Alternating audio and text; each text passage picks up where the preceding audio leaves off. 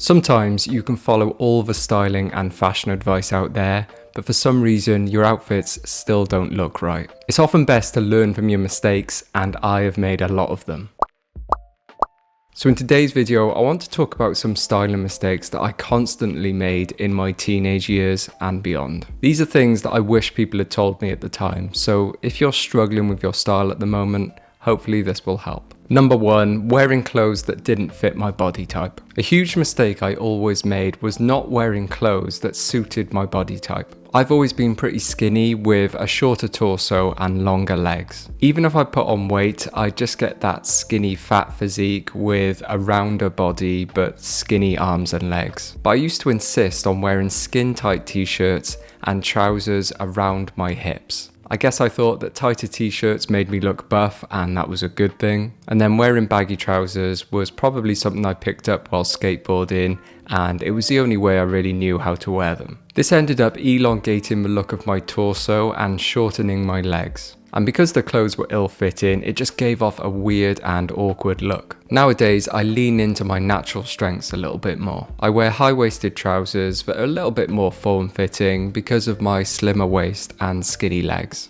I tuck my t-shirts in or wear shorter tops just to match the length of my torso. I still mess around with different styles and fits, but I don't stray too far away to where it starts looking off. And this is something I encourage everyone to do, whether you're tall, short, skinny or wide. There's a look out there for everyone, you just have to play to your strengths. Number 2, not wearing clothes as they were intended to fit. Now, closely related to the first point, I never used to wear clothes as they were designed to fit. So going back to those skin tight tops, I wouldn't actually go out and buy t-shirts that were meant to be slim fit. I'd wear regular t-shirts and size down until they looked tight on me. This carried over into my 20s when I started getting into more oversized fits. Instead of buying pieces that were intentionally designed to be oversized, I just buy a regular piece and size up. Sometimes this can work, but most of the time it absolutely doesn't. Because when you size up regular clothing, things like the collars and sleeves start to change shape. So if you're sizing up, for example, the collars can start to get a little bit wide and start to sag down your neck. If you size down, sleeves can get a little bit too short and start digging into your armpits. It becomes obvious that you're wearing ill-fitting clothes and it completely destroys your style. My advice, if you want to try a new style like crop t-shirts, for example,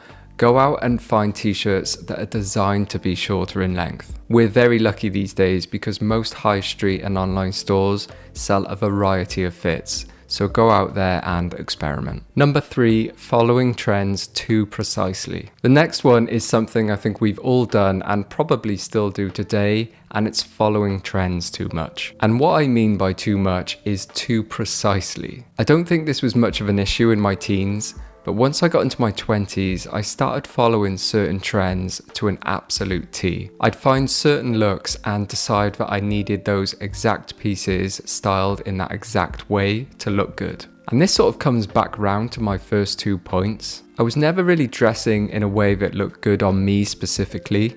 I was dressing in a way that looked good on others. These days, I definitely still enjoy following trends, but I use them more as inspiration to go out and find new pieces. However, if there is a trend that I find truly irresistible, then I have this sort of loose rule where I'll only follow it about 60 or 70%. And I mean that quite literally. Like, for example, the trend at the moment are the baggy jorts. Super wide around the hips and long enough that they're going down past the knee, almost halfway down the shin. I really like the look on others, but for me, I'll only go about 60 to 70% of the width and the length. So they're not mega wide and falling off me, and the length just goes below the knee. It sounds kind of weird, but it makes sense to me in my head. I'm just taking inspiration from a trend and making it work for me. Number 4, trying to stand out too much. The next mistake I always made was typical teenage behavior, and it was trying too hard to stand out. I wore really loud and colourful clothing because I thought it made me look more fun and stylish. The wackier the print or the more egregious the colour, the more I liked it. In reality, it was probably just me projecting my awkward teenage insecurities onto my clothing. One of the greatest things I've done for my style is to tone it down a lot. It's cheesy to say, but it is often the case that less is more when it comes to style. Don't get me wrong, I'll still play around with weird prints and colours,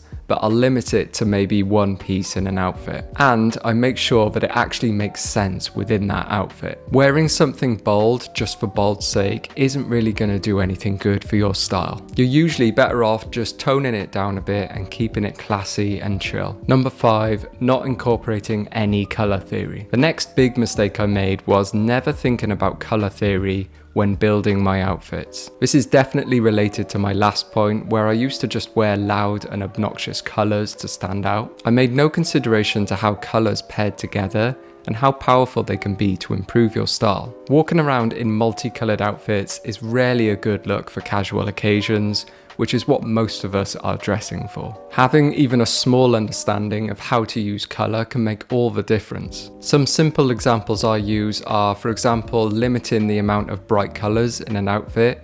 So if I'm wearing a bright purple t-shirt, I'll try and keep the rest of the outfit more neutral. And speaking of neutrals, wearing an all neutral outfit is a fail-proof way to look classy. Your neutrals are going to be your shades of black, white, grey and beige. You can pair them together, or you can go for an all monochrome outfit where each piece is the same colour. If you do want to wear multiple bright colours, then make use of the colour wheel. For example, look at building outfits that use complementary colours.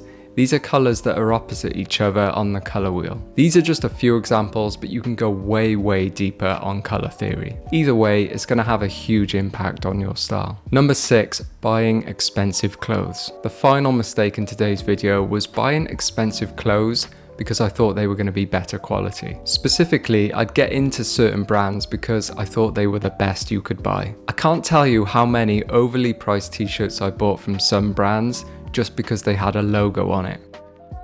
Clearly, this is just the power of marketing, and I used to be the perfect customer. I look back now and realize they were just regular cheap t-shirts with screen printing on them. These days, I'm still a massive advocate for quality, but I've become a little bit wiser. I'm more aware of what actually constitutes as quality in clothing. I'm also much more aware of how things are made and why some items will command a higher price tag than others. If I'm buying something expensive nowadays, it's because it's really unique, or there's something special in the manufacturing process, which means it justifies that higher price point.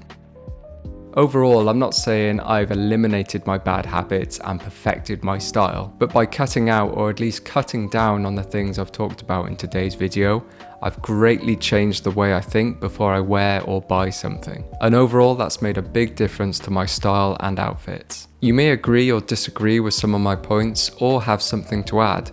If you do, then please feel free to leave a comment below. Anyway, thank you very much for watching, and I'll see you next time. Ta-ra.